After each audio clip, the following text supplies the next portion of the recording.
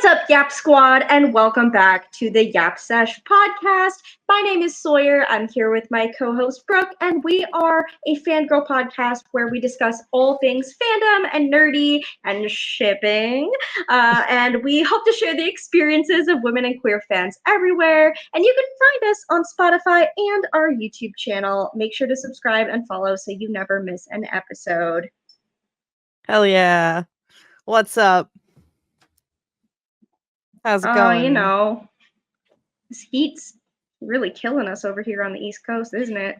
It's real bad. It's real bad. Yeah. It's real hot. I'm dying every day. You know what else is hot? The Acolyte. Yeah.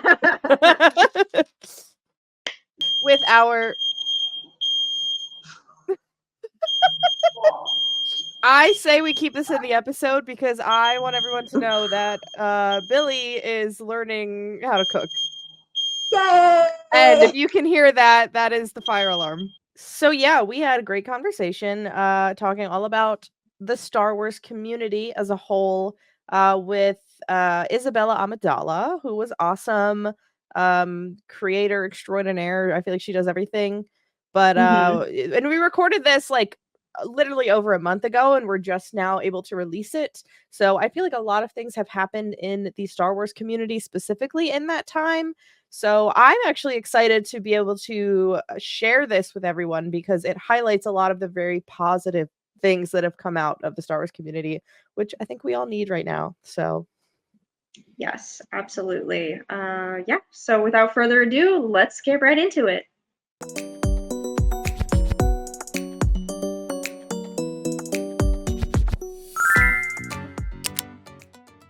Hey Yappers, we are here with a very special guest today, Isabella Amidala, as you may know from her cosplay content and her extensive merch collections and wonderful videos all over social media. But by all means, why don't you introduce yourself to us? Sure. Well, hello, I'm Isabella. It's nice to meet all of you guys listening. I am just obsessed with Star Wars, and I love sharing my fandom and fashion online. I share a lot of like Disney bound and cosplay stuff. My husband is an artist, so we go to different comic conventions around the United States. And we also have a podcast called Punch a Chewy Podcast. And yeah, Star Wars has just like completely consumed my life. And I've made some of my very best friends through this. And it's always been like my happy place, my safe place. And I like to encourage as many people as I can to join this space and be a part of it. So yeah, I'm excited to be here. Thank you for having me. yeah, no, thanks so much for being here. I was going to say like we became mutuals through, I think, TikTok, but I know I feel like you've been doing things online for a lot longer. So what came first? Was it your podcast? Was it your merch and stuff that you sell? Like how long have you been doing it for? Yeah, so I have been posting online since 2015. But it started as a Disney pin trading account. So wow. Yeah. So even before like the Disney influencer, the park goer, the Disney bound, like before all of that, my husband and I started Disney pin trading. So we had like whenever we go as kids with our family, we would like buy 2-3 pins, right? And we would collect them. But in 2015, we learned that there were like meetups at the park. So every Sunday they would have meetups where people would bring their pin collections and you could like trade with other pin collectors or you could trade in the park and stuff. So that became like one of the hobbies that we both really enjoyed when we first started dating. That was like something we like to do together. And about a year into that, we noticed that fans started making their own pins. So they would make like mashups. So they would do like Baymax mashed up with, like Mulan, and they do like different, like 2 different Disney IPs, but they would like mash it together. And my husband was an artist, but at the time he like didn't really share his art, so he was making art, but not really like sharing it. And I was like, we should make a pin. Like, that would be cool. Like, all of our friends are doing it. Like, we should do something. So he's like, okay, what should we do? And the very first pin we made was called Hawaiian Bounty Hunting.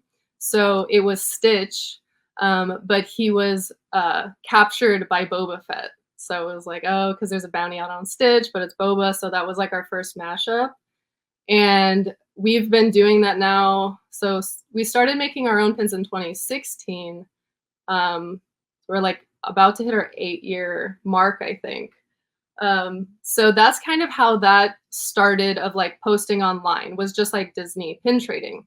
But then with like the Force Awakens and all of that, like this kind of new era of Star Wars, people were getting really excited for that coming up. So that's when like the like news kind of like reporter Instagram started popping up, like all those like infographics of like Star Wars facts and like stuff like that. But it wasn't until 2020 when I went on TikTok. So we would post like our fandom like here and there.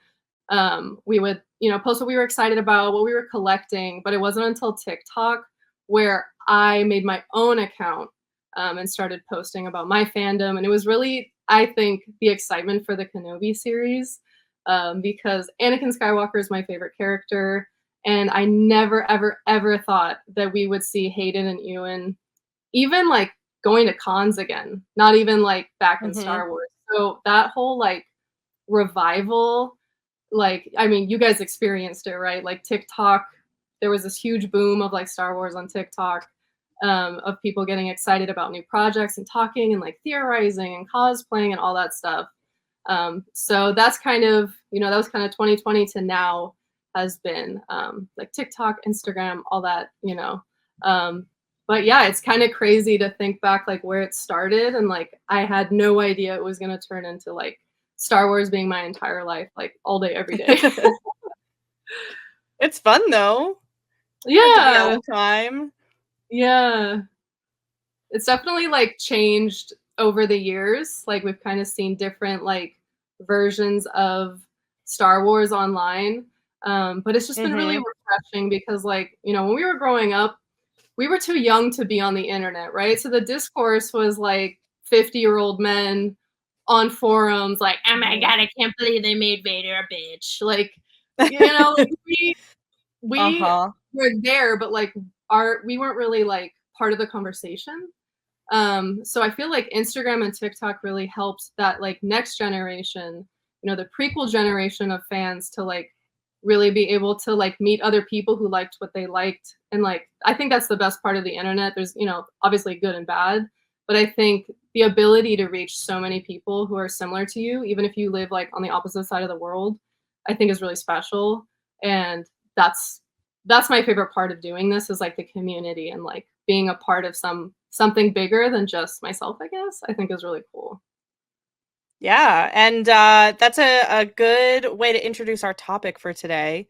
We always ask our guests to throw out some ideas of things that they would like to talk about, because our whole podcast goal is to, share the experiences and stories of other female and femme fans and creators. So you picked community in Star Wars, which is really exciting because we've talked a little bit about it on our other episodes.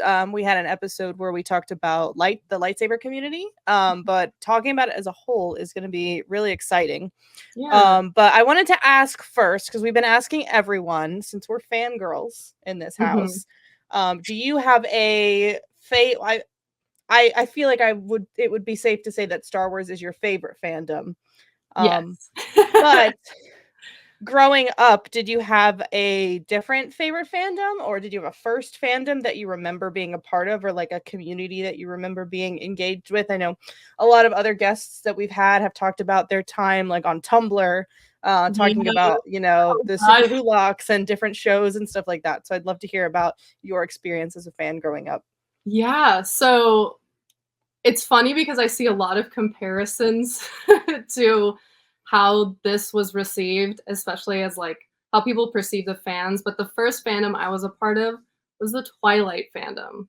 So I was in 5th grade when I like got a hold of Twilight. So my cousin was like, oh my God, I read these books. Like, you have to read them. Like, it's about a vampire and like they're like fighting over her, like, you know. And I was just like, it was funny because that was like when I first started like liking boys, right? It was like starting to have crushes and like starting to kind of enter that, like, you know, like you're a teenager, right? So I remember like reading all the books, I was obsessed. And then, like you just mentioned, Tumblr was like really the original like fandom space where you could find like niche things, you know what I mean? And like it felt like one of the more safe spaces to like, you know, just be unhinged and like post your fanfics and post your fan art. So Tumblr was definitely like my kind of introduction to fandom spaces online, because like obviously you grow up, you're like fans of different things, but you think it's just you, or like you don't really have access to reach other people who like that. So it was just like, you know, me and my friends at school that liked it, but that was the first time I like went online and I was like, oh, there's other people who also like this and are like talking about it and stuff. So yeah, Twilight was my first like fan, like official fandom. Yeah. Yeah, and you can be a lot more anonymous on Tumblr too, so I feel like it's a good segue or a good gateway for younger fans. I mean, I feel like our age group grew up with internet safety being like, oh, stranger danger, and like To Catch a Predator or whatever that show was, where it was like, you know, don't tell people your name or your age or where you live, like anything like that. And we had a great episode talking about shipping, but we talked a lot about just like fandom culture online and how a lot of like kids these days don't have that same, they have like more unrestricted access to the internet, and it's been such an interesting shift to see where these like younger people are and how they fit into our community too, which I'm sure we can get into more as we get through. But I wanted to ask this as well. I feel like I've got a nice little set of questions now that I've been asking all of our guests that I'm just genuinely curious by. Okay. Since you've been online for a long time and been in the fandom space, has your experience changed as you've become like more of a presence online or a bigger creator, as you've delved into more like professional opportunities? You know, you go to a lot of conventions as well, so I wanted to know if your experience has changed, especially just as women. We have a unique experience in such a, hopefully it's not really as male dominated, but still it kind of you still get that kind of idea when you first think of the Star Wars fandom or fandom culture. It's more male dominated. But yeah, anyway. Yeah. So I feel like I actually have a very interesting kind of perspective on this, because when we first started posting, we were Star Wars Pins for Days. So that was like our pin trading account. And it was like an account that both my husband and I were on, but he was like kind of the person people associated the account with. So I could literally see how people would react to a comment from him versus a comment from like, say, my separate account. So I could literally like see the difference between how people reacted to a man saying their opinion about Star Wars versus a woman saying even the same thing. Like, we have a lot of the same opinions, but yeah, people just put it through this filter. And like, so I've definitely noticed like, or like that was like, you know, almost 10 years ago now. But it's been interesting. As you guys know, being a female Star Wars fan, it just comes with this additional test, this additional requirement of like, you have to prove that you're a fan. Like, you can't just say, oh my God, I love Star Wars, what's your favorite movie? Like, there has to be this quiz of like, what do you mean? Like, what do you mean you like Star Wars? Or like, oh, I bet you like those movies, right? I don't, that's not Star Wars. Like, yeah, no there's a right says answer to it. Like, it's not exactly. just prove your knowledge, it's prove your knowledge, but also prove that you share my opinion. Exactly. And I think that's just so silly and so like outdated. It's just like, I think the Star Wars community is one of the absolute best communities to be a part of, but it also has one of the nastiest group of gatekeepers. And that's why I make it such a point with my content and with my presence online to make people feel welcome. Because I know it took me, like, so we started posting in 2015. I didn't post until 2020 on an account of my own, like Mhm. my face, my name. So it took me 5 years of being in the Star Wars community to feel enough confidence that I knew enough, that I was enough, that I'd been around enough to like give my opinion and like my 2 cents on stuff. So I think that's changed a lot in the past couple of years, and I want to continue to like push that of like everyone is welcome in this fandom. And I think I understand why people feel scared to come in, but I want to make sure that, well, if you're on my page, you're going to feel safe and you're going to feel welcome. And like, I will fight the haters to keep my space safe for everyone. You know what I mean? So. Well, I mean, yeah, I think all of us can attest to that. And, even just yesterday, I made a video about Kathleen Kennedy's comments. And, the comments of that video, and I knew, you can't interact in this space without, like, as a woman, without preparing yourself for at least, even if it's just the one comment, it's gonna happen. But there was this guy, and he was like, I don't know if you saw it on Twitter, because I posted on Twitter, but he was like threatening me. He was like, well, maybe you need to empathize with men, and maybe they won't be so hostile to you anymore. And I was like, whoa, pal, like that's crazy.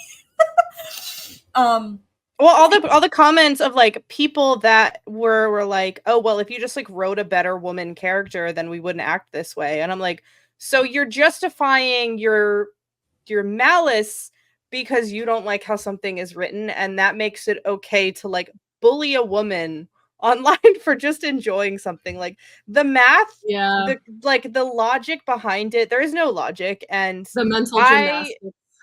The mental gymnastics it takes to just, and that's what it's gotten. I think I don't know if I'm desensitized, but I just don't have the same energy to respond to that kind of thing anymore. And I think I've just experienced enough where it's not going to matter what I say, because I am not going to change that person's mind. Like once, like 1 in 100 people maybe that comment something hateful like that on a video of mine, I'll respond to, and they'll actually be like, wow, I understand your perspective, and maybe I have to like think about this. But like the other 99, it's pointless and it's not worth it, and I'm protecting my own peace by just ignoring it. I get more satisfaction out of just deleting those comments than responding to them. And I think just thinking that, someone is going to come back and be like, oh, I wonder if she responded to my hate comment, and then they see that it was deleted. Like that gives me more satisfaction than anything. Yeah. But on a lighter note, let's get into the meat of the conversation and talk about why this is such a wonderful community to be a part of. And we can just start by, what was your first introduction to Star Wars? I know that I grew up with it. Brooke found it later in life. So we always like to learn where everybody found themselves immersed in the fandom. What got you? So I have an older brother. He's 6 years older than me. So growing up, I was always around Star Wars. He watched all the movies, and he had a lot of like toys, right, growing up. But like, so I was 2 years old when The Phantom Menace came out. So I don't really remember too much of when the movies were in theater. But I remember like my neighbors, playing with my neighbors. We would play with like lightsabers and Nerf guns and stuff like that. So like I was always around Star Wars, but I was a little too young when they came out, like the prequel trilogy came out, to be like obsessed with them. But then the Clone Wars came out, and I started dating my husband my boyfriend at the time was obsessed with Star Wars. Like it's his whole life. So we sat down and we watched everything up until that point. So this was before the Force Awakens came out. And I think just being a little bit older and kind of understanding more mature topics with the films, because like these are heavy topics, right? We're talking about war, we're talking about genocide, we're talking about what war does to humanity, and we're talking about religion and race and morality and all these things that what I think is so special about Star Wars is it's able to break those topics down and teach them to such a young audience. So it wasn't until I sat down and we watched 4, 5, 6, 1, 2, 3 again. Once I finished Revenge of the Sith, it was, I don't know, it was like something clicked. And I was like, I need more. Like, I need more. Like, I had watched the Clone Wars. I'd seen a little bit of Rebels. So we sat down and like we watched everything. We started reading the comics, getting into the books and like the games and stuff. So I didn't realize really how much there was to Star Wars, because like when you're kind of just a casual fan, right? Like you've seen the movies, you've probably watched some of the animated stuff. But I couldn't get enough. I was like, oh, what is this? And how is this connected to that? And what's the explanation for this? And like to this day, I'm still doing that because we've got almost 50 years worth of content at this point. And I think that's a funny thing about a lot of these gatekeepers is like, there's probably a handful of people that have actually read every book, read every comic, watched every show, played every game all the way through. Like there's so much to enjoy. It like kind of makes me sad when people see it as like a checklist and see it as like something to complete versus like just something to enjoy and kind of unravel. And like, if you like a certain game and you really like the Night Sisters, it's like, okay, well then go play this game because this explains a lot of stuff, or like read this book about them. Like I think it's a beautiful thing to always be learning and to like admit that. I think anyone that thinks that they know everything about Star Wars or anything about any fandom is like, you don't. Like, let's be real, you don't. Like, probably only George knows that much about Star Wars. And there's a lot that he doesn't know now, right? That he's kind of like taken a step back. So I always try to approach Star Wars as like, you don't know everything, but that's fine. We're always learning new things. And like, that's why the gatekeeping aspect of it just gets so like tired to me, because I'm like, it's not that serious, right? The point of like being a fan is to have fun. And when it gets like competitive and weird, it's just like love your fandom however you want, but don't let it take away from how other people are loving their fandom. And that's kind of where I've like, kind of drawn the line for me, at least. Yeah, and I think that Star Wars is, a bit unique in where it sits in the grand scheme of fiction, because it is a little bit sci-fi, a lot of bit fantasy. It's a space opera that has existed for 50 years. So the breadth of it and the amount of people from all walks of life that have been able to contribute to the lore of Star Wars, whether it be the expanded universe or canon, so many different types of people have touched Star Wars and added their own personal experiences to it, which means that there's something for everyone to enjoy.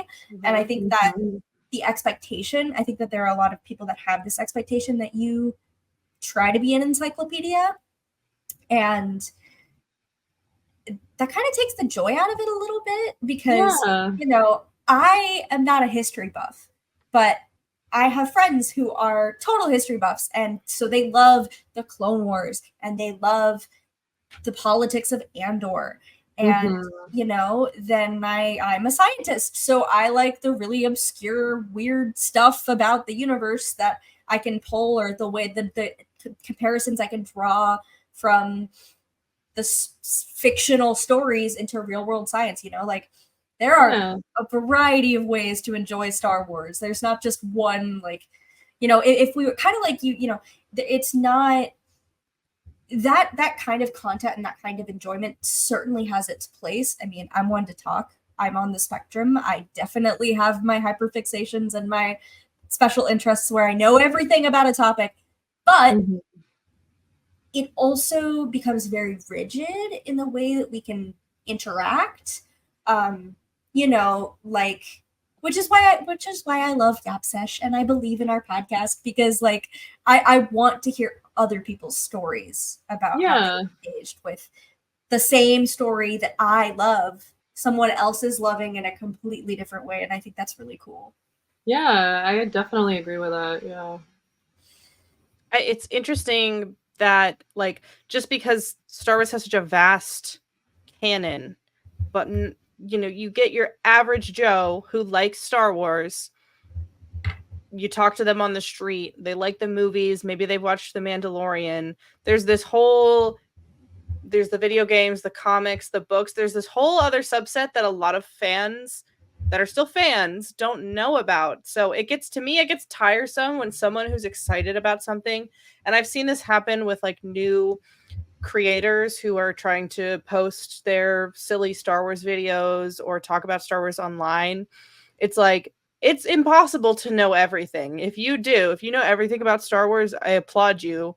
But also maybe, I don't know, watch something else once in a while, because it takes up so much time. Like, I don't know, for example, someone being excited to see Ventress return in the Bad Batch, but you have, you know, 5 other fans that might be like, well, I'm pissed because now this retcons Dark Disciple, when like that fan who really liked Ventress in the Clone Wars probably didn't know that Dark Disciple even existed, and now you've like dampened their experience with Star Wars. I think there's a nice way or a right way to be like, wow, I'm so glad you love Ventress so much. You should really check out the books that she's in. I didn't know if you knew that there were Star Wars books. Like, there's a way to say it, and there's a way to not say it.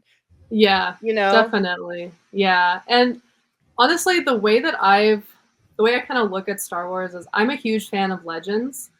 But I know a lot of Legends fans have like a negative connotation associated with them, because those fans can oftentimes be the most gatekeepy and the most like Disney Star Wars, man. Like, but I think just like how the Marvel universe has 2 timelines, like there's the cinematic universe and there's a comic book universe. I see Star Wars the same way. You know, there's the Legends timeline and there's the canon timeline. And Star Wars is so huge at this point. Nothing would ever get made. Nothing new would ever get made if people had to really like dissect every little thing that has ever come before it. And yes, we want continuity, but not at the sake of like not being able to have the creativity to tell new stories. So the way that I look at Star Wars, you know, it's a galaxy far, far away, long time ago, is I like to see it as like folklore. So yeah, there are many stories on Earth that are in different parts of Earth, and they have very similar, like a similar main character and a similar kind of story, but maybe the beats are a little bit different in between, but we get the same outcome. You know, so I like to look at Star Wars as like, yeah, maybe Luke was this character who had a family, who had a wife and had kids and like did this whole thing. Maybe Luke didn't have a family. Like, it's not that big of a deal. Like, we can enjoy both both versions of that. And I think that's even cooler to have so much about a character or about different eras that there's like multiple versions of it. Like, people say they love what ifs. Like, I always hear people like, oh my God, I love what ifs. I love seeing like, and I'm like, okay, so isn't Legends Luke just a what if? And isn't The Last Jedi Luke just a what if? Like, why can't we look at it like that? Why does it have to be like, no, it's this or it isn't this? Like, it takes the fun out of enjoying it. And I think that it just comes back to like the point of being a fan is to enjoy it. And I want everyone to enjoy it, even if they don't agree with me. You know, like I still want them to enjoy what they're watching, what they're reading.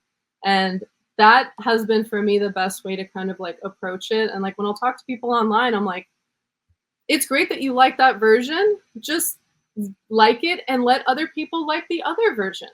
I don't understand the need to get everyone to agree with you online. Like I don't know. I think that's just a backwards way of approaching it, I guess. I think it was Darth Chaco that made this analogy of like you walk into a restaurant and you get the same thing every time, and all of a sudden they've added all these new things to the menu, but they still have what you order every time, but you're complaining like, why is XYZ on the menu? And it's like, well, everything that came before it is still there. And you can enjoy that thing that you like. If you really like are a diehard original trilogy stan, or you only like Legends content, you don't like the new stuff, it's like it's still there for you to enjoy. And there's new Legends content, at least with the MMO with SWOTOR, they're still putting out new content. And it's like, it's still like, to me, that argument of, oh, well, I don't like this thing, it's like, okay, well, you can still go back. I make the analogy, like, I have discovered about myself that I can be a little bit of a source material elitist, at least when it comes to like books and video games that have been adapted that I like. So like The Last of Us, for example, the show was amazing, incredible, wonderful. I still find myself going back to the video game more often than watching the show. But like they both still exist and they're both still there. And so I'll just play the game if I want. I'm not going to complain about people who are watching the show. Like, I don't know. It's an interesting concept. I really like the idea of it being called Legends, though. To me, in canon, the galaxy is so big, it would make sense. Like in our culture or in our world, we have different cultures. We'll have, like you said, a different version of the same story, just told in a different way. And how stories for the longest time before we had paper and parchment that we could write things down and document, like stories were told by word of mouth. And so the idea that these legends were passed down on these planets from people to people is like so interesting to me. So like, sure, maybe the legend of Revan or the legend of Bane or whatever, these Old Republic characters might not be exactly how it is if we were to create a canon version of the story, but that doesn't mean that like the legend is any less important or doesn't like exist. And I think that's really cool. Just like in universe, the idea of it is really interesting to me. Yeah. I think that's what makes Star Wars feel so real, is that we have like so many stories and so many versions of these stories. And even within like a game, a book, and a comic book of the same exact story that, you know, came out like in the early 2000s when they were doing stuff like that, there would be different endings. So there was a different ending of the game versus the comic versus the book, which was cool because then it was like, well, now I want to play the game because it's not going to be the exact same thing as the book, or I want to read the comic because I'm getting art that I didn't get in the book. So I think that's all awesome. I'm like, give me more Star Wars. I don't understand the mentality of like, it has to be this one specific way. I think like that analogy that he made was perfect of like, yeah, there's new things on the menu, but you can keep enjoying what you're enjoying. It doesn't take away from what you like. So yeah. And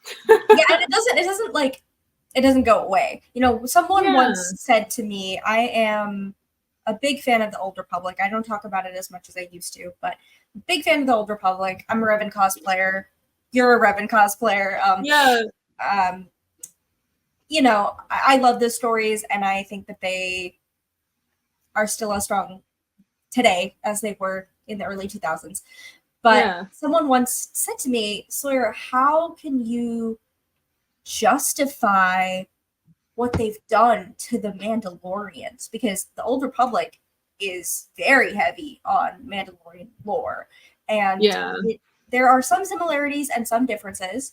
But first of all, the lore from that era is thousands of years behind where we currently are at in Star Wars canon. And so it could still exist if you wanted it to. But also, to me, it's like, I think some people tend to look at it like, they interpret it as like a worse remake of an original story. A perversion. Exactly. But that's not what it is. It is a completely different story that's being told. Yeah. And it's so I was like, no, like, what do you mean? I have this really cool Mandalorian story in canon now with amazing characters like Sabine and Bo-Katan. Mhm. And then I also have all of the Old Republic comics that I can go read. They're still there. Yeah. They didn't disappear. Yeah. I can still read them, or I can still go play the MMO, or I can still go play the original KOTOR games, and like, that's all right there for me. They're not disappeared. And they have stopped publishing some of the material, but a lot of those books are still very easily purchasable. Yeah. They're still in stores. Yeah. Yeah. Yeah. When we heard that you wanted to talk about Star Wars community, I was like, wow, that's a big topic, because there are so many different like little subsets of the Star Wars community that you can get into. You have, if you're a cosplayer and you want to get into Star Wars cosplay, you have cosplay that you can do for fun, but then you can also join things like the Rebel Legion and the 501st that you can do on a like it's a mainly a charity basis, but you have to have like a professional level costume. So there are people that are into that. You got your lightsaber community, you have your podcast, YouTube content creator community, which we're all a part of, obviously. You have your prop building, your droid builders, your small shops that make amazing merchandise and things that, the officially licensed stuff doesn't come out with. As I mean, they've gotten a lot better, I think, with merch over time, but still, like, I always look for the small shop stuff still first. You've got your Star Wars book community, the people that are really into the books, and then you have like your community based on what your favorite part of Star Wars is. So if you really love the High Republic, there is a whole group of people that also really love the High Republic. And I think it's also interesting to say that I feel like there is a difference between being a fan of something and then being a part of the community, because for a long time I would consider myself just a Star Wars fan. I was consuming the content, but I wasn't actively engaging with it, especially like I wasn't online. I was going on Tumblr once in a while. I was looking at like when TikTok first became more popular. I think it was right around 2019 when the excitement for the Rise of Skywalker was hyped up. I was watching people post, but I wasn't like actively engaging. And I don't think you don't have to be like a content creator. You don't have to make your own content to be a part of the community, but there is, I think, a difference between being like a passive fan and then being more actively engaged with the community. So I don't know where I was going. I don't know if I have a question there, but like there's just so many different parts of the community that you can get into. Need I remind you, this is Yap Sesh. I was yapping. No, I don't know. I guess I would ask, like, what are your favorite aspects of the community? Where do you find yourself? Like, what bubbles do you find yourself in the most, and what do you appreciate the most about it? Yeah. I kind of have dipped my toes into everything you mentioned. I'm not a part of any of the official costuming groups, but I am friends with like a ton of them, and I always have people asking me like, you should join, and I'm like, but I like making like unhinged cosplays. I like doing gender bent cosplays. I like wearing comfortable cosplays. Oh yeah. Like I have a full Vader cosplay. I will never wear a helmet. I won't. Like That's so valid. it's too hot. Like I have sensitivity, like I get migraines easily. So I'm like, yes, it would be so cool to walk around in a full Darth Vader suit, but I want to have fun, So but you know what? I always say, like, I find myself as a cosplayer sometimes tied down to the idea of making something like as screen accurate as possible. But then when I go to conventions or I see cosplays online, the ones that I remember the most are the really creative ones. So like I love seeing your like Empress Amidala and your Renaissance Fair Mando. Like those are so creative to me. And I think that's there's such a fun there's something fun about not being like tied down to having it be, you know, perfect or screen accurate. You Yeah. can still And cosplay and it's just as good. Yeah. yeah, I feel like TikTok had a big part in that, of really opening up the accessibility to cosplay. Because before TikTok, if you were posting cosplays on Instagram, 99% of the time they were screen accurate, which is awesome. Like, I have so much love and respect for people who have the time and energy and talent to do that. But I think it can be very harmful to have this like expectation, or this, like, not everyone has, like, a Darth Vader cosplay, for example, is between $6,000 and $8,000. So who, like, when not a lot of people have that kind of spare money lying around, right? And also not everyone has access to like learning how to sew. Like, yes, we have YouTube and stuff like that, but there's a lot of stuff that goes into, okay, now I need to buy a sewing machine, I need to buy these fabrics, I need to buy, you know, whatever material that goes into it, 3D printing, any kind of prop making, or if you're making like leather belts, that, like, every little tiny like hobby of, like, you know, of making things takes years and years and a lot of money. Cosplay is very expensive. So what I really love are like, they're called like closet cosplays. So it's like similar to a Disney bound, but it's essentially like making a cosplay with stuff you already own. And, you know, maybe buying one or two things, maybe buying an accessory or a prop. But I love that because it really opens up the possibilities. And that's a great way to get into cosplaying, because if you've never cosplayed before and you want to jump straight into making a screen accurate cosplay, you're probably going to get burnt out. Like, you're probably going to get overwhelmed and just give up. So that's why I really like doing a mix of, like, I have, you know, stuff that's more accurate. I have stuff that's like, what the hell is that? But I think that's what makes it fun. And like you're saying, like, it really brings out the creative side in me, because yes, I could, you know, look at something and zoom in and make it exactly that way. But to me, that's not really challenging. Like for me as like a creative, like, I understand that other people, like, that's their thing. They're like, no, I want to get it as accurate as possible. I want to meet the actor that played this character. I want to take a picture with them. Like, I think that's awesome. But I think, like, there really needs to be more open discussions about, like, there isn't one right way to cosplay. And I think that people would, like, I feel like a lot more people would cosplay if more people would talk about that. But like on Instagram especially, it can be very like competitive. It can get very like, oh, I don't look enough like the character, or like, I don't have that, like, you know, that prop gun that costs $2,000 or whatever it is. So I always try to make a point with my content to be like, there's a spectrum of cosplay and like accuracy, and like, just start where you can and make upgrades, and over time you can probably get your cosplay to be screen accurate if that's something you want to do. But just like enjoy the process. Don't get caught up in like, oh, it's not perfect, so I'm never going to wear it. Because I've been there, and it's not fun. It's a hard thing to break out of. And that's why I've really enjoyed doing the like crossover cosplays.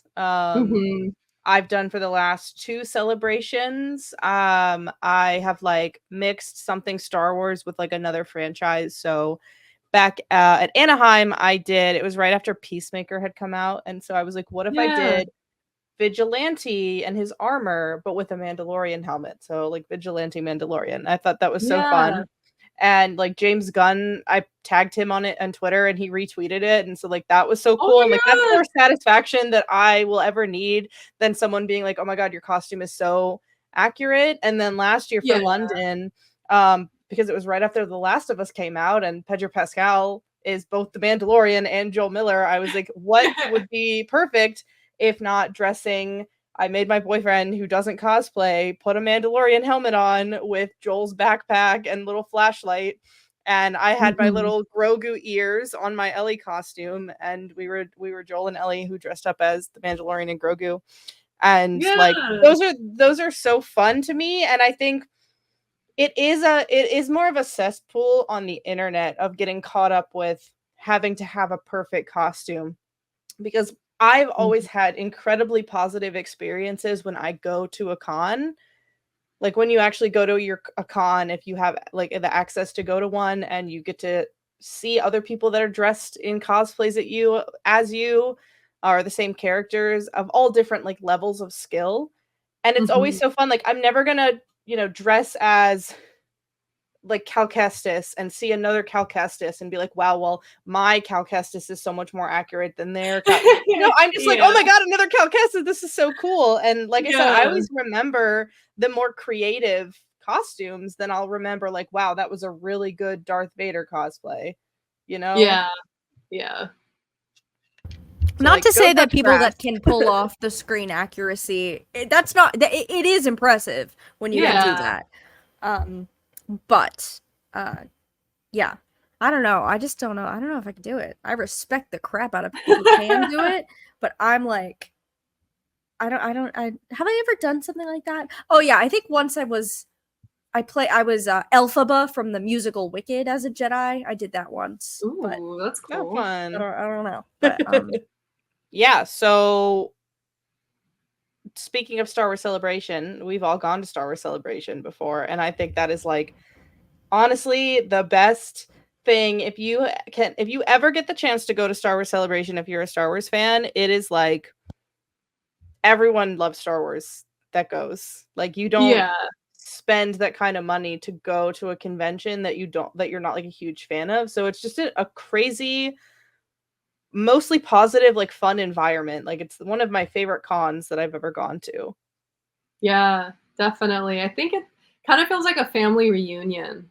And it's cool because like, especially at the one in Anaheim, because I'm from San Diego, a lot of my like mutuals are kind of like Southern California, or like they were able to travel to California. I got to meet so many of my mutuals there, which was so cool because like I haven't seen them since, right? But it's just such a cool way to meet fans, like even people you don't know, like you're just waiting in line for lunch and someone's like, oh, I like your pin or I like your shirt, and like you start talking. Like I made some of our closest friends at, I think it was Orlando. We were waiting in line to buy pins from like the Celebration store, and someone complimented our pin and we were like, oh, we actually made that. And they were like, what? Like you can do that? You can make pins? We're like, yeah, like that's what we do. We love doing it. And we like exchanged information and we see them every celebration. And like we can go to Disneyland sometimes and like hang out. And it's just like, you wouldn't have done that if you were in line at like, I don't know, some like a restaurant, or like you're walking around Target. Like you would feel like, oh, it'd be weird if I like said anything, like what if they judge me, or like, it's just, but at Celebration, it's like there's just kind of this mutual understanding of like we're all here for the same reason, like we're all just excited to be here, and like the energy is unlike any show, because I've done a lot of conventions, and Star Wars Celebration is like, I don't know, it almost feels alive, like it's its own kind of beast in the best way. I don't know, but yeah, like you were saying, if you guys ever have a chance to go, highly recommend going. So how many celebrations have you been to? I've been to Orlando, I think was 2017. I went to Chicago 2019, I believe. And then I didn't go to London, but I went to Anaheim, and then we just got our tickets for Japan. So I'm really excited. I was bummed to miss London, but it was just like there's too much going on in my life, like personally, and then like it's traveling to Europe, right? But they're all like a little bit different. And it's obviously like depending on kind of what they're promoting for that celebration. But I think Anaheim was my favorite because that was the first time I built my own cosplay. So before I had like bought costumes, which is absolutely totally fine. But that was the first time I made my own cosplay, and I did my Geonosis Padme. And it's just such a different experience when you cosplay at a convention. Like it's the most immersive I think you can be. And it's so fun because like Halloween is my favorite holiday. Like I always love dressing up. So when I learned about cosplay, I was like, you don't have to like wait till Halloween to dress up. Like we can just do this. Well, not whenever, right? But like at a convention, like I was immediately hooked when I like found out that people were doing this. It's like, this is so cool. I think I'll always have a special place in my heart for Star Wars Celebration Anaheim, because I think for a lot of us it was the first Star Wars celebration that we got to go to, and the first Star Wars celebration that we got to go to after becoming more active online. So like I met a ton of my friends that I had been talking to and doing watch parties with online at 3 a.m. watching The Mandalorian or whatever new Star Wars thing was coming out. So it was like a very exhilarating experience. And now like the people that I've met, they're not just like my internet friends anymore. It's like these are just my friends, and it's so cool. And you're right, it is like a different energy that's in there. I think because when you go to a regular convention, you have people that are coming for every fandom or everything, because conventions are, if you've never been to a convention, they have changed a lot, I think, over time, from being just about comics, despite them being called comic cons. Now it's like any, and not even just like the nerdy stuff. Like if you like a television show, you'll probably go and find either an actor from that show or a table that is selling merchandise from that show. Or maybe if you like tabletop games, it's a huge place for tabletop D&D stuff. So which is a great, like I've never had a terribly negative experience at a con. But when you're all going because you're all a part of this same fandom and you're all sharing this excitement for this same thing, is like such a different experience that it's hard to explain without like experiencing it yourself. I think the only thing that might be a little like in all the cons I've been to, I think the only possibly comparable thing would be like New York Comic Con or San Diego Comic Con, like just because those are the really big, really famous Comic Cons where a lot of the big name stuff is dropped or announced. But you know, Celebration is just, you know, it is, if you've been to cons and then you go to Celebration, it's like kind of an adjustment because everything is Star Wars. It's just Star Wars. But it's a testament to how big and far-reaching the fandom is, because there's enough. I mean, and it's not just all Star Wars, it's the size of those bigger Comic Cons too. So it's pretty crazy that, you know, and when you combine all of the different communities, you know, props and cosplay and gaming and tabletop and merch collectors, it's all there. It's all there. There's something for everyone there for sure. Yeah. So I think we've talked about cosplay, but there's so many other aspects of the community, and I find myself, I think, being alike in what you said and finding like a place in all of those different communities. Like it's hard for me to define myself as one thing, and I as a creative, I need a variety. So sometimes I'll be really into making costumes or cosplaying. But now, you know, we've just started this podcast, and so I feel really creatively charged by doing something like this. So I've trying to dive more into the podcast and content, YouTube community. But then there's other times where I'm like, I'm going to read all the Star Wars books back to back to back. And so I'm going to reach out and find the Star Wars book community. I got a 3D printer a couple years ago, so I was like, I'm gonna make all the props. Like that's just me as a person. But I think like I've never felt, you know, we've mentioned the negativity that we can find ourselves in, especially as women, but I have never had a really negative experience finding a place within those subsets. I think there's always going to be, you know, for every loud negative person, there are going to be 10 more really helpful, positive, uplifting people in those spaces. Definitely. Yeah, it's definitely a matter of like, what do you want to give your time and attention to, right? Because you could fight with people all day long about Star Wars online. Like, they're there. If you want to find them, go to the most recent Star Wars post. There's 500 people complaining, right? But outside of that, of all the content creators and just fans and artists and like everyone else that contributes to the conversation, like, you're gonna find people that like that super niche character, that super niche book. You're gonna find someone because the community is so big now that there really is like something for everyone. And then you just have to focus on those people, right? Like, focus on the people that like what you like and find those people and, make friendships with those people. Don't focus on the ones that are just like negative Nancy's, like, that's all you can do. Absolutely. Something I've noticed in the last few years, especially, that I think has really helped the Star Wars community, and this was something that I had kind of complained about or had been thinking about a lot since joining TikTok and joining these online spaces. And especially when you would see, like, for example, when the Disney Plus started releasing their Marvel television series, I feel like the Marvel fandom really blew up. And not that it wasn't huge before that, but I feel like the official accounts and like the actual like PR and marketing teams of those companies were really involved and engaged with the fans, kind of playing up to those fans who were making all these crazy theories, and seeing like mutuals of mine and people that I follow that I really admire getting invited to premieres to these shows and these movies were so cool.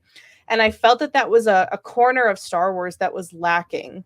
And really, I think around the time of Celebration Anaheim and when the Kenobi show was coming out, I don't know what Lucasfilm did, but they did like a whole overhaul of their marketing and PR team, because the Star Wars swagmen, as we affectionately call them, on TikTok and Twitter, they really started to become a lot more involved and engaged with the fans. And I think it feels like it took a really positive turn in the fandom and really it made me in particular feel a lot closer to the fandom, knowing that things like the people that are involved in making these things are really paying attention to what the fans are enjoying and what the fans are saying. And we are recording this on the eve of the first episode of The Acolyte, so we've just gotten to see like so many of our friends getting to go and do roundtables with Leslie Headland and Dave Filoni, and getting invited to the premiere and getting sent like PR packages to promote the show, which I feel like is something that we wouldn't see, 2 or 3 years ago with Star Wars in particular. And I think that has really made a huge impact. And also seeing how much the creatives and even the actors, how much more involved they've become with the community online and at conventions. It like warms my heart to know that like we're all a part of this thing, and it's so great. Yeah. I think it's so special that we've it's like, I'm trying to see how I want to word this, but it feels like we're friends with Star Wars now, I guess. Like, versus just a company or like a corporation. And like, obviously Star Wars still is that, but like you're saying, with like bringing in smaller creators and, like commenting on memes on Twitter and like using those different like trends on TikTok and stuff like that, like, it's definitely made me feel closer to Star Wars. And I feel like it's made the community kind of like get a little looser, I think. It's kind of helped people kind of like, let's have fun. Like, this is just a silly little TikTok or a silly little comment or whatever. But it really makes you feel, I think, closer to Star Wars and also closer to like the other fans, because you're also interacting with those people in the comments or like different stuff like that. So I really do enjoy that too, that they've been a lot more like active within the conversation, not just like, okay, post and like people can comment, but they don't really engage. So that I think is really cool. Yeah, especially it's just so wonderful to see those smaller critters because, as much as like I think that we partially because we joined the creative space at the right time, during COVID when everybody was at home online, a lot of us jumped on TikTok then and a lot of us found Mhm. success because of the timing. But to know that creators who perhaps have been at odds with the algorithm because of course there's no telling whether or not something, someone could work really hard on something and just see no digital reward rather, but it's so cool to see, to just have that, a team that Lucasfilm has created to specifically Yeah. interact with fans and say like, we see you, we love you, seeing, Yeah. I saw so many people in the past week that, totally so deserving of receiving those PR packages and getting the follows and the likes and the comments. Like, I've been so fortunate in the things that I've been able to get from the 4 years that I've been doing it. And one of my thoughts has always been like, how can I give back? How can I give my opportunities to other people? And unfortunately, I have definitely found myself in association with people who were not thinking that kind of way and not wanting to share. And so it's just really nice to see that acknowledgement, the recognition, because this community, for all of the yucky stuff that we talk about sometimes, like it really is so beautiful and so warm and welcoming, and yeah, it feels good. Yeah. There was a story I had thought about when I was talking about, we've got, at Star Wars Celebration, there's all these people that are like Star Wars adjacent, like Christina Ariel, who hosts the High Republic show, who is awesome. I remember two friends that we went to Celebration with in Anaheim saw her walking, just the convention floor, and they went up and said hi to her. And she was like, "Oh, did you see me on stage?" And they were like, "No, we love the High Republic show." And she was like so like shell shocked that she was like, "Oh my God, people actually watch that." But I love that we have so many people in the Star Wars space that are these like cool figures that are able to bring us such cool stuff, like Kristen Baver too, who hosts the Star Wars show or whatever, they like the normal Star Wars weekly show, but she's also like become like a published author with Star Wars, and we've been able to talk to, just in our few episodes that we've released, we've been able to talk to people who are like published with Star Wars too, which is so cool. And it's like, I don't know, there's something about it. Shout out to Star Wars authors, by the way. They are so freaking cool. They are and so engaging. Yeah. So, and it's like just like Swagman, so down to earth, so ready to have a conversation with fans. A lot of them are fans themselves. Mike Chen, I don't think that he could have ever imagined that he would publish a Star Wars book in his lifetime. Mark Thompson too, who I've been lucky enough to sit on a panel with. Like, he's super cool. The Star Wars book world is just, even if you don't have the time or resources to read the Star Wars books, because I get it. Like, that's an investment of time and money. Like, go look those guys up. Support their stuff if you can. They're so cool. It was so nice to see them at the Acolyte. Yeah. Even some of the actors too. Like we got to talk to Amon Esfandi and Diana Lee Insonato like at Fan Expo, and Vanessa Marshall. Like, they're all like so cool, and they're so open to just like chat with you. And like we talked about this before, but I loved seeing Amon's like deep dive into the Star Wars fandom and posting about it online. And even today, when we're recording this, Star Wars posted a video with Amandla getting a message from Hayden Christensen, and oh my God, yeah, them being literally so excited because Amandla has said that Revenge of the Sith is her favorite movie, and like I'm just like, one of us. Yeah. I loved that. Yeah, that she was like fun. freaking out, but I was like, that's so real. I was like, so yep, real. But I mean, that's me. Even Hayden, watching all of his stuff from his scenes in Kenobi and then Ahsoka, like, he did his homework. And Yeah. he is like, oh yeah, I went and I watched all the shows with my daughter and I'm all caught up and I know all this stuff. And it's like, that's cool. Like, it's nice to, and he has allegedly, I don't know, someone reached out to me recently and was like, hey, by the way, Hayden knows who you are and watches your content. And I was like, that's weird. Like, You're so like, wait, what did he see? they are, and Diana Lee follows me, and like so they know who we Yeah. are too, which is like even more the scarier than just Star Wars the account knowing who we are. Yeah. That's funny. They're though. everywhere. Yeah. But that's like such a cool thing that even like 10 years ago really was not even possible, right? Like you could meet these people at a convention, but you'd get maybe 2-3 minutes to like talk to them.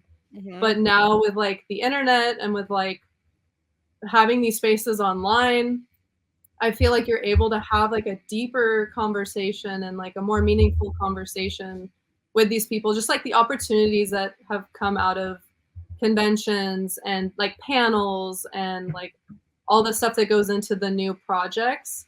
It's like Star Wars has never been more alive. And I think that's so funny when people are like, Star Wars is dead. I'm like, you could walk down the street and like literally start a conversation with almost anyone about Star Wars. Like, even if you're not a fan, like you hear about it, like you see it, you're around it. So, And I not think just the adults. Like, yeah, the amount of children, and I feel like it has been a while since there has been an easily accessible outlet for young children to be exposed to Star Wars. The amount of little kids who know and love watching Young Jedi Adventures is so sweet.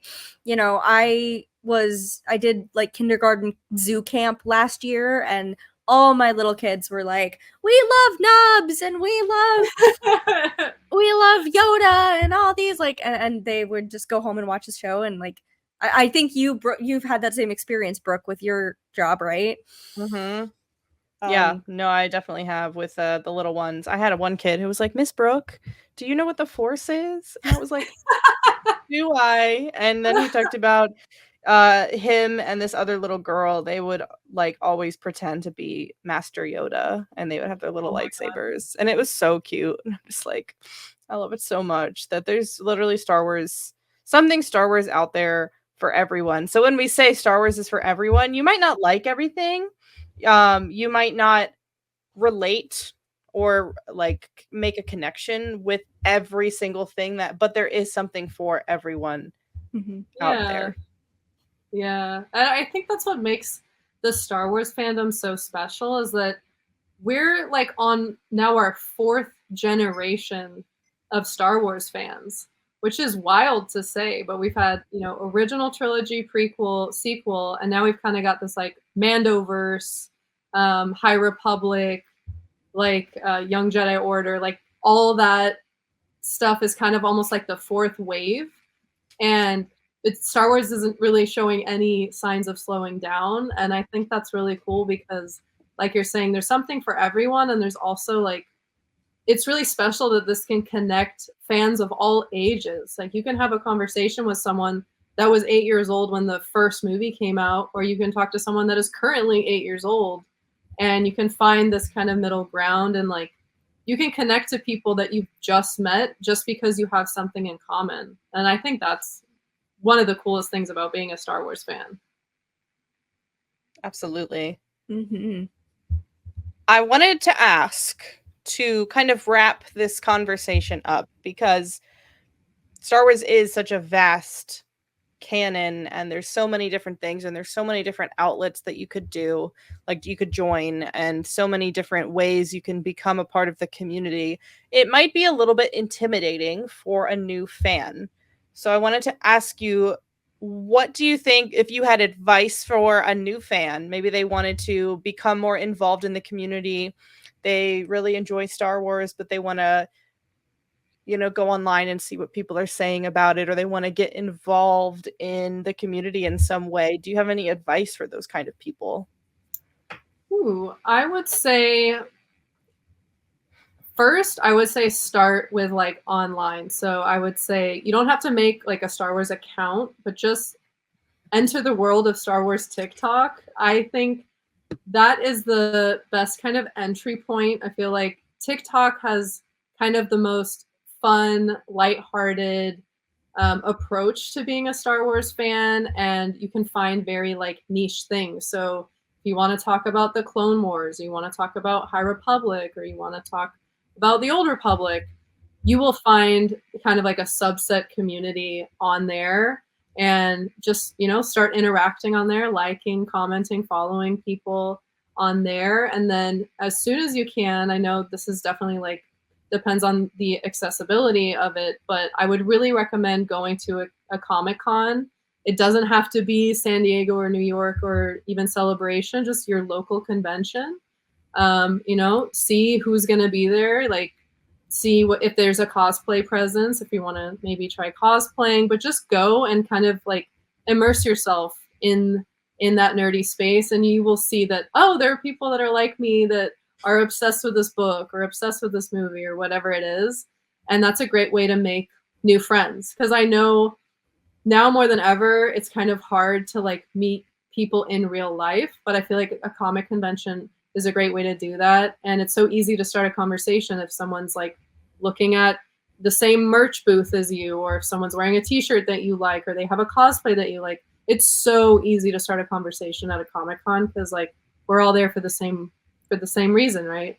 So yeah, I think I would suggest that. And then above all, just have fun. Don't take it too seriously. Enjoy that there's so much you're going to learn. Like, don't feel like you have to learn it all before you can be a part of the conversation. I've learned so much from just meeting people and being like, hey, like, I've never read that book. Can you tell me about it? Or I've been thinking about playing this game, but like, is there something I should do before then? Just ask. Most people online are nice and friendly and will help you. And yeah, just have fun and don't take it too seriously. I think that would be the main thing. Yeah, find a Discord server, find a Facebook group. There's literally, it exists. If you can think of it, it probably exists already, which has been so nice. And then, you know, I've met people through those groups, and I'll see them be like, oh, I'm going to this con, and it's like, oh, I didn't know that they were local to me, and so it's like I'll say hi if I see you there, and it's really cool. But Yeah. Sawyer, do you have anything else to add? Any more advice for the people? No, I mean, I think that's really good advice. I think definitely don't be afraid to find that community, because I think that when it can be a little intimidating when you see people posting about like toxicity or negativity, and I think that to some extent any community has that, just because we live in this world where you can hide behind words and a faceless profile picture. So you know, you have to be prepared, but for that, but I wouldn't shy away from it. You know, like the best thing that I have ever done with my platform is encouraged people to be proud of the things they like and the stories that they want to talk about, and share their opinions in a space where, you know, I am very proud of my Discord server in specific, where we have, you know, almost 800 people in there sharing their Star Wars opinions. And it's not that we all agree on the same thing, but, you know, it's just, there are communities out there. There are absolutely spaces that will welcome you with open arms, no matter who you are and where you're from. And yeah, I mean, I think it's so worth it. I think it's been so worthwhile for all of us. And you never know what it leads to, because I didn't know we would have this show, and I could not be prouder of this show in particular, you know, like, so yeah, that's my 2 cents on that. Yay. Okay. So we have some rapid fire questions we'd love to ask. Yes. Of some of your favorite things. I think we've got mostly Star Wars questions, but some wild card things in here too. And then we'll wrap up with our little listener question. So, favorite Star Wars movie, or a top 3 if you'd like, if you feel comfortable sharing. Revenge of the Sith is my favorite. Amazing. Do you have favorite Star Wars characters? It could be Legends or canon or both. Let's do both, because I know you're a big Legends fan. Yeah. So canon is this sounds a little silly, but it's pretty much Anakin and anything Anakin adjacent. So Anakin's droid, R2, Anakin's wife, Padme, Anakin's Padawan. So good. Like just the Clone Wars squad. And like obviously I love Obi-Wan. But Anakin / Vader is like my all-time fave. But I love R2-D2. I love that little droid. I think he's so sassy and so chaotic. And like he's been through it all, which I think is something that's often like slept on. Like he's seen the entirety of the Skywalker saga pretty much. So I think that's really cool. My favorite Legends character would probably be Mara Jade. I think she's just like, she's such a baddie. I love that she really like matches and pushes Luke, because we don't really see that in canon with a character that kind of like vexes him, kind of like just like, I feel like they're a really good like counterpart to each other. And she's just like a badass on her own, right? Not just because she's with him, but even before him and after him, like she's her own person. And I think that's really cool and like something that really speaks to me, and that's why I love cosplaying her too. But yeah, those are my faves. Nice. Do you have a favorite Star Wars musical theme? Ooh. I really like Across the Stars because I love Anakin and Padme's relationship. And I think it's really beautiful how it like starts off as like a love song, and then it introduces the Imperial March and kind of gets into that like darker tone. I think that's like really impressive with how they did that.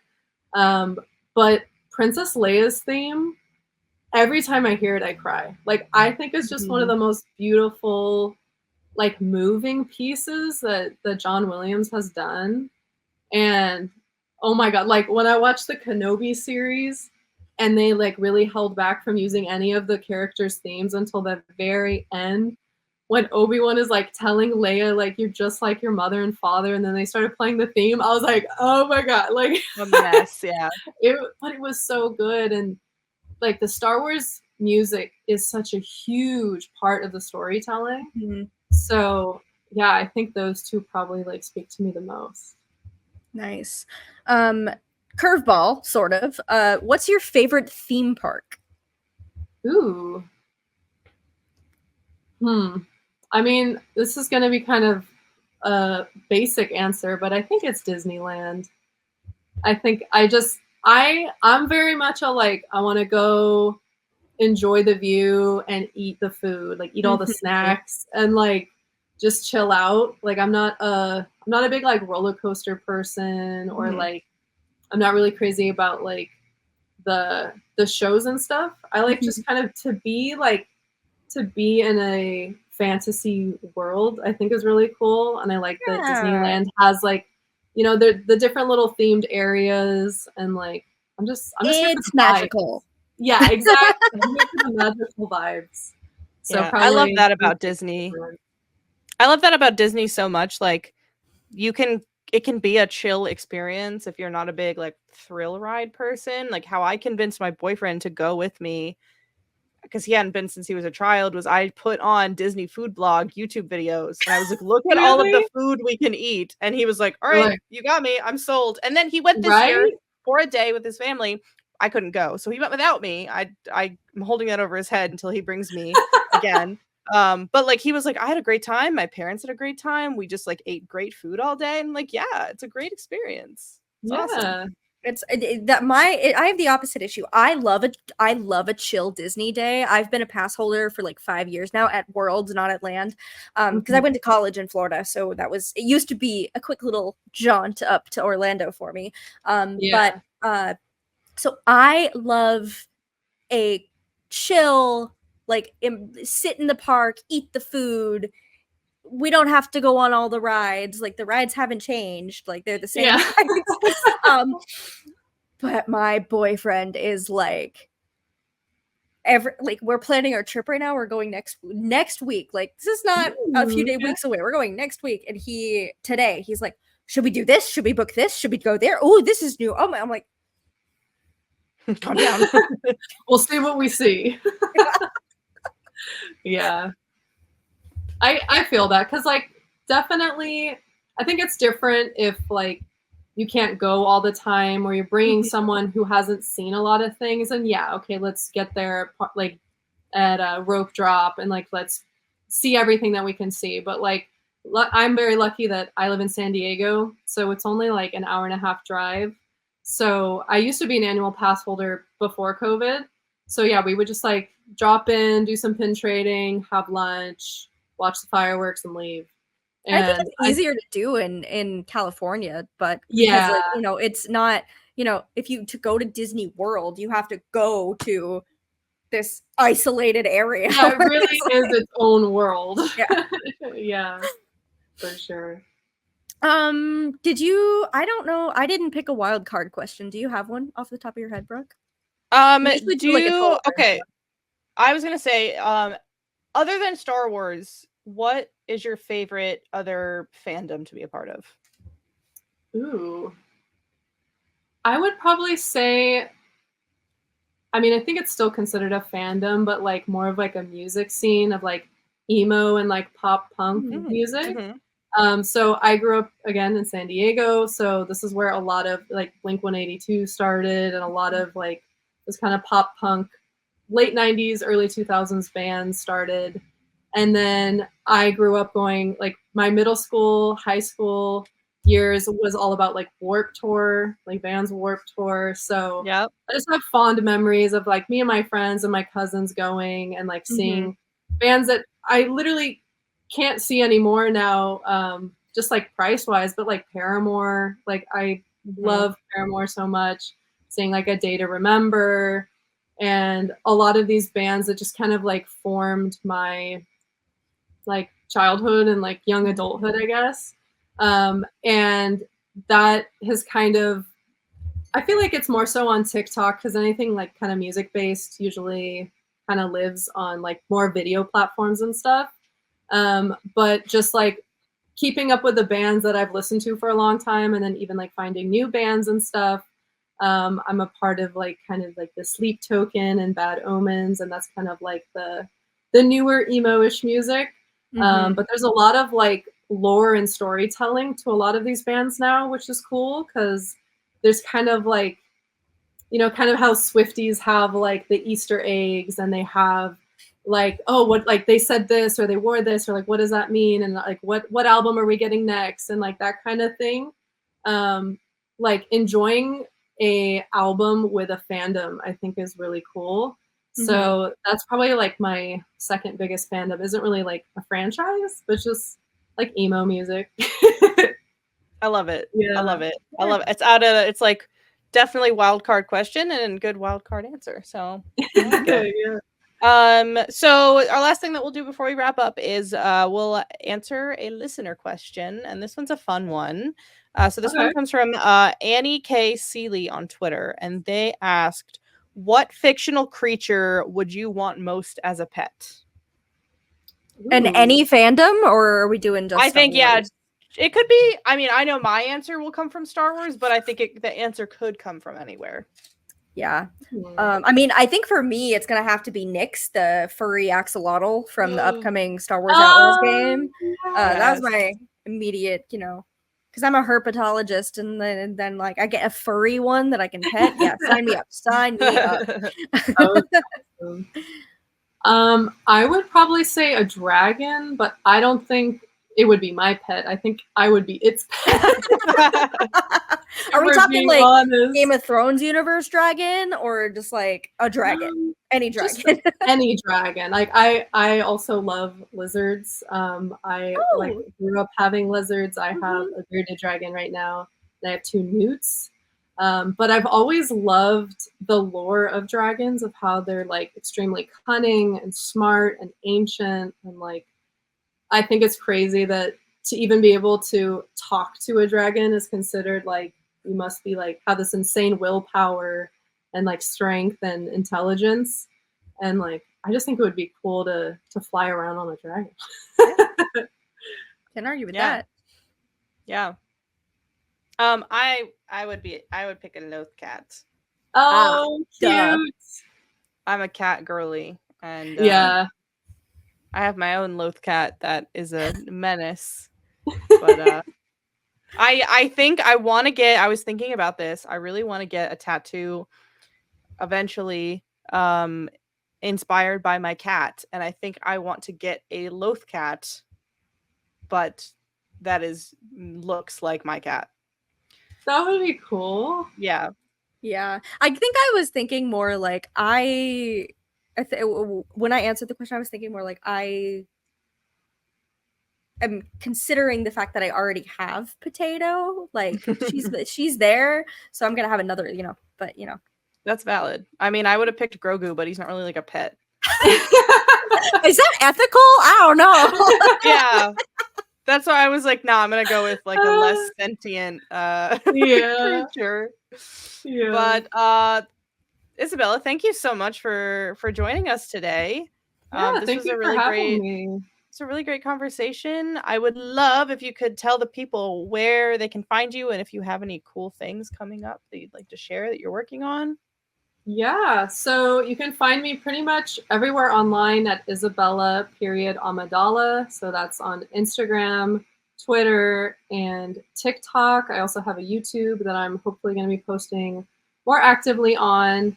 You can also check out my podcast with my husband is Punch It Chewy Podcast. We're on YouTube and anywhere you listen to podcasts. And then we didn't really talk about it too much. Well, I don't think we talked about it at all, but I also started a fandom and fashion magazine that is dedicated to all things fandom.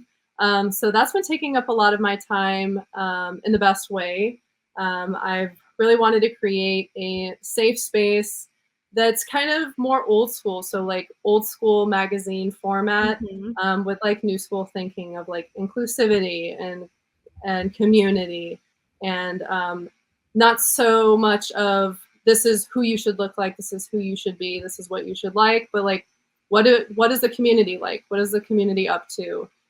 So yeah, that's been kind of like my baby, my passion project that I've been working on. And we're doing bi-monthly releases. So by the time this comes out, I think we'll have our 4th issue out. So you can check that out. It's Stargirl without an I, so STARGRL magazine. You can find us on Instagram and TikTok and also at our website. So yeah. Awesome. Yeah, I mean, we certainly wanted to talk about it, and I'm glad that we gave you the space because it's a really cool project, and everybody should absolutely check it out. Thank you. I appreciate that. Yeah, it's so cool. I'm like, I love seeing all the people that I follow being a part of it, and I love seeing like the process of you all putting it together. It's so cool, and I love it is very like bringing it back to older ways of interacting with the fandom. So that's so cool. Yeah, I love it. Thank you. I appreciate it. Yeah. All right. Well, folks, that is our show. Thanks for tuning in. Check us out on YouTube and Spotify, and plug the like and subscribe, and check us out on all our socials. Most of them are Yap Sesh Pod, except for TikTok because Yap Sesh Pod was taken and whatever. We'll get that username eventually. But yeah, this has been another awesome conversation, and we'll yap with you next time. Bye-bye. See ya. Bye.